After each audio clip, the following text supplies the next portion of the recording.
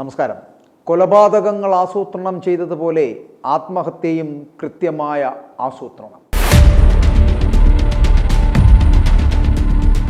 കേരളത്തിൽ നടക്കിയ കൂട്ടക്കൊലക്കേസ് പ്രതിയെ അഫാന്റെ സ്ഥിതി ഇപ്പോഴും ഗുരുതരമായി തന്നെ തുടരുകയാണ്.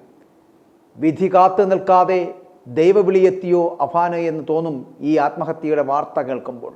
ഇത്രയും ക്രൂരമായ കൊലപാതകങ്ങൾ ചെയ്തു കൂട്ടിയ ഒരുത്തന് ലഭിക്കാവുന്നതിനേക്കാൾ പരിഗണനയാണ് അഫാന് പോലീസ് അടക്കം നൽകുന്നത്.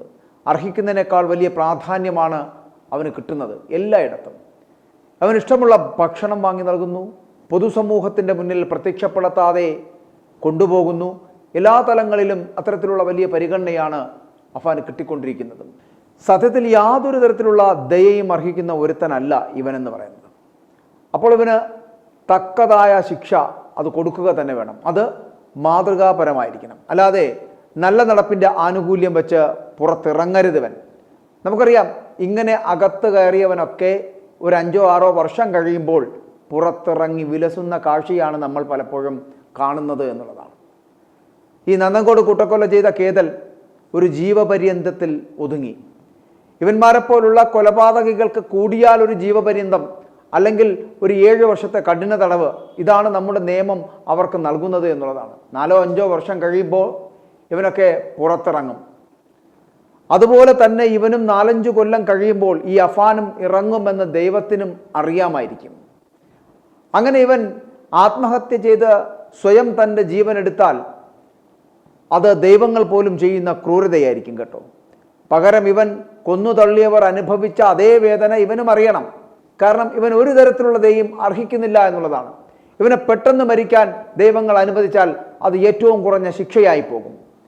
കാലത്തിൻ്റെ കാവ്യനീതി ഇവൻ അറിയേണ്ടതുണ്ട്.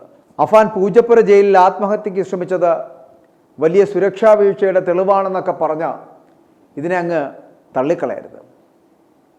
UTB ബ്ലോക്കിലെ ശുചിമുറിയിലാണ് ജീവനെടുക്കാൻ ശ്രമിച്ചത് അഫാൻ. UTB എന്നത് പ്രത്യേക ഒരു ബ്ലോക്കാണ്. ഈ മാവോയിസ്റ്റ് തടവുകാരും പ്രശ്നക്കാരുമാണ് ഇവിടെ ഉള്ളത്. അഹാനൊപ്പം ഒരു തടവുകാരനെയും കൂടി താമസിപ്പിച്ചിരുന്നു. ഞായറാഴ്ച തടവുകാർക്ക് ഫോൺ ചെയ്യുവാനും TV കാണുവാനും ഒക്കെ അവസരമുണ്ട്. 2 പ്രിസണർ ഓഫീസർമാരും അവിടെ അവരോടൊപ്പം ഉണ്ടായിരിക്കും. കൂടെയുള്ള തടവുകാരൻ ഫോൺ ചെയ്യാൻ പോയ തക്കത്തിന് ഉണങ്ങാനിട്ടിരുന്ന മുണ്ടെടുത്ത് അഫാൻ ശുചിമുറിയിൽ കയറി. ശുചിമുറിയിലെ ഇരുമ്പ് കമ്പിയിലാണ് തൂങ്ങാൻ ശ്രമിച്ചത്. ഉടൻ മെഡിക്കൽ കോളേജ് ആശുപത്രിയിലേക്ക് എത്തിക്കുകയായിരുന്നു. നിലവിൽ തീവ്ര പരിചരണ വിഭാഗത്തിൽ ചികിത്സയിലാണ് അഫാൻ. തലച്ചോറിലേക്കുള്ള ഓക്സിജന്റെ അളവ് വലിയ കുറവായി ഇപ്പോഴും അങ്ങനെ തന്നെ നിൽക്കുന്നു. ഇതാണ് ആശങ്ക ഉണ്ടാക്കുന്നത്. കൃത്യമായ ആസൂത്രണം ആത്മഹത്യാ ശ്രമത്തിൽ അഫാൻ നടത്തിയെന്ന് ഇതിലൂടെ വ്യക്തവുമാണ്. ഇപ്പോൾ മരണത്തിനും ജീവിതത്തിനും ഇടയിലാണ് അഫാൻ. ഒപ്പമുണ്ടായിരുന്ന തടവുകാരൻ ഫോൺ ചെയ്യാൻ പോയ സമയത്താണ് ആത്മഹത്യാ ശ്രമം നടത്തിയത്. എല്ലാ സമയവും നിരീക്ഷണം ഉറപ്പാക്കേണ്ട പ്രതിയായിരുന്നു അഫാൻ. എന്നിരുന്നിട്ടും അത് നടന്നില്ല. എന്നാൽ സെല്ലിലെ മറ്റൊരു തടവുകാരനെ ജയിൽ അധികൃതർ നിരീക്ഷണത്തിന് നിയോഗിച്ചു എന്ന് പറയപ്പെടുന്നുണ്ട്. ഇയാൾ മാറുമ്പോൾ പകരം ഒരു സംവിധാനം ഉണ്ടാകേണ്ടതാണ്, പക്ഷെ അതുണ്ടായില്ല. ഇത് ഉപയോഗപ്പെടുത്തിയാണ് അഫാന്റെ ആത്മഹത്യാശ്രമം എന്ന് പറയപ്പെടുന്നത്. CCTV നിരീക്ഷണം പോലും ഉണ്ടായിരുന്നില്ല എന്നുള്ളതാണ്. അപ്പോൾ ഇതൊക്കെ വളരെ കൃത്യമായി കാൽക്കുലേറ്റഡ് ആയിരുന്നു അഫാൻ. വളരെ കൃത്യമായ ആസൂത്രണം. അവൻ നടത്തിയ കൊലപാതകങ്ങളെപ്പോലെ വളരെ കൃത്യതയാർന്ന ആത്മഹത്യാശ്രമം. സഹോദരനും കാമുകിയും അടക്കം 5 പേരെ കൂട്ടക്കൊല ചെയ്ത കേസിലെ പ്രതിയായ അഫാൻ നിലവിൽ പൂജപ്പുര ജയിലിൽ വിചാരണ തടവുകാരനായിട്ട് കഴിയുകയാണ്.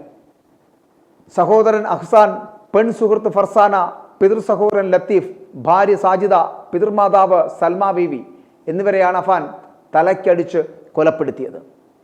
കൊലപാതകത്തിന് ശേഷം 23 വയസ്സ് മാത്രം പ്രായമുള്ള അഫാന്റെ അസാധാരണമായിട്ടുള്ള പെരുമാറ്റ രീതി ഉണ്ടായിരുന്നു എന്നാണ് പറയപ്പെടുന്നത്. താനും ജീവനെടുക്കുമെന്ന് അഫാൻ നേരത്തെ ചോദ്യം ചെയ്യൽ വേളയിൽ അടക്കം പറയുകയും ചെയ്തിരുന്നു. ഈ സാഹചര്യത്തിലാണ് അഫാനെ ജയിലിൽ പ്രത്യേക നിരീക്ഷണമുള്ള UTB ബ്ലോക്കിൽ മറ്റൊരു തടവുകാരനൊപ്പം താമസിപ്പിച്ചത്. വലിയ കടബാധ്യത മൂലമുള്ള ബന്ധുക്കളുടെ അധിക്ഷേപം, ആ അധിക്ഷേപമാണ് കൂട്ടക്കൊലയ്ക്ക് കാരണമെന്നായിരുന്നു അഫാൻ ആദ്യം പറഞ്ഞിരുന്നത്. കൂട്ടക്കൊലയ്ക്ക് ശേഷം വിഷം കഴിച്ചുകൊണ്ടാണ് പോലീസിന് മുന്നിൽ അഫാൻ കീഴടങ്ങാൻ എത്തിയത് പോലും. പിതൃമാതാവ് സൽമാ ബീവിയെ കൊലപ്പെടുത്തിയ കേസിൽ അന്വേഷണ സംഘം ഈ കഴിഞ്ഞ വെള്ളിയാഴ്ചയാണ് കുറ്റപത്രം സമർപ്പിച്ചത്. ഫെബ്രുവരി 24-നായിരുന്നു ഈ കൂട്ടക്കൊലപാതകം നടന്നത്. Nedumangad judicial first class magistrate കോടതിയിൽ സമർപ്പിച്ച 450 പേജുള്ള കുറ്റപത്രത്തിൽ 120 സാക്ഷികളും 40 തൊണ്ടി മുതലുകളുമാണ് ഉള്ളത്. സൽമാ ബീവിയോട് അഫാന് വൈരാഗ്യമുണ്ടായിരുന്നതായിട്ട് കുറ്റപത്രത്തിൽ വളരെ കൃത്യമായി പറയുന്നു. കടവും അഫാനോട് കടക്കാർ പണം തിരികെ ചോദിച്ചതിലുള്ള ദേഷ്യവുമായിരുന്നു കൊലപാതകത്തിന് പിന്നിലെന്നാണ് കുറ്റപത്രത്തിൽ പോലീസ് പറയുന്നത്.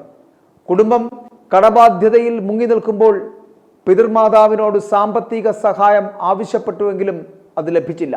ഇതാണ് കൊലപാതകത്തിന് കാരണമെന്നാണ് കുറ്റപത്രത്തിലുള്ളത്. അതിഗുരുതരാവസ്ഥയിലായ അഫാൻ മെഡിക്കൽ കോളേജ് ആശുപത്രിയിൽ വെന്റിലേറ്ററിലാണ് ഇപ്പോൾ ഉള്ളത്. ആരോഗ്യനില മെച്ചപ്പെട്ടിട്ടുമില്ല.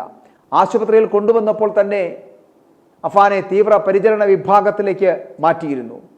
തലച്ചോറിലേക്കുള്ള ഓക്സിജന്റെ അളവിൽ വലിയ കുറവുണ്ടായിരിക്കുന്നു. ഇത് ആശങ്ക ഉളവാക്കുന്നതാണ്. പക്ഷേ അഫാന്റെ പ്രായവും ആരോഗ്യവും ഈ അവസ്ഥയെ മറികടക്കാൻ സഹായിക്കുമെന്നാണ് ഡോക്ടർമാരുടെ വിലയിരുത്തൽ പോലും. പക്ഷേ ഒന്നുണ്ട് കേട്ടോ, ഇങ്ങനെ ഒരു ക്രൂരത കേരളം കേട്ട് വിറങ്ങലിച്ചു നിൽക്കുമ്പോഴും സ്വന്തം വിധി എന്താകുമെന്ന് വളരെ കൃത്യമായി മനസ്സിലാക്കിയത് കൊണ്ടാണ് അഫാൻ ആത്മഹത്യക്ക് ശ്രമിച്ചത് എന്നുള്ളതാണ്. എന്നാൽ പാല് കൊടുത്തു വളർത്തിയ സ്വന്തം പിതാവിൻ്റെ അമ്മയെയും സ്വന്തം കൂടപ്പിറപ്പിനെയും ജീവിതകാലം മുഴുവനും കൂടെ കൂട്ടായി നിൽക്കാമെന്ന് വാക്ക് നൽകി കൂടെ കൂട്ടിയവളെയും ഒരു കരുണയുമില്ലാതെ കൊന്നു തള്ളുമ്പോൾ അന്ന് തോന്നാത്ത ഒരു കരുണയും ദയയും ഈ നരാധമൻ അർഹിക്കുന്നില്ല എന്നുള്ളതാണ്. അതിനാൽ ഇവനെ അങ്ങനെ പെട്ടെന്ന് മരണത്തിന് വിട്ടുകൊടുക്കരുത്. ഇഞ്ചിഞ്ചായി ചെയ്തു കൂട്ടിയ പാപങ്ങൾക്ക് അനുഭവിച്ചു തന്നെ തീരണം ഇവന്റെ ഈ പടുജന്മം. i2i News, an eye for truth. i2i News subscribe ചെയ്തിട്ടില്ലാത്തവർ ഇപ്പോൾ തന്നെ സബ്സ്ക്രൈബ് ചെയ്യുക. നോട്ടിഫിക്കേഷൻ ലഭിക്കുവാൻ ബെൽ ബട്ടണും അമർത്തുക.